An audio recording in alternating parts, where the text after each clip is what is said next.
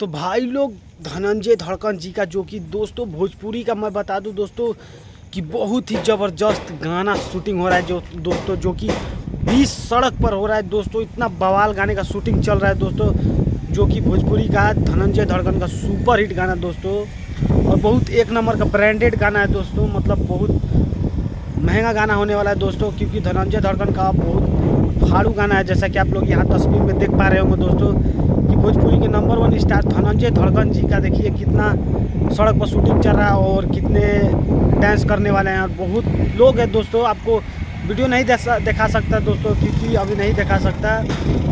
मैं सोचा कि आप लोग को कुछ तस्वीर दिखा दिया जाए दोस्तों हमारे इस वीडियो में। तो दोस्तों आप लोग ये देख सकते हैं कि धनंजय धड़कन जी का किस तरह गाने का शूटिंग चल रहा है दोस्तों। भोजपुरी गाने का शूटिंग चल रहा है जो कि न्यू गाना है और बहुत तहलका सॉन्ग है दोस्तों धनंजय धड़कन का ये गाना दोस्तों।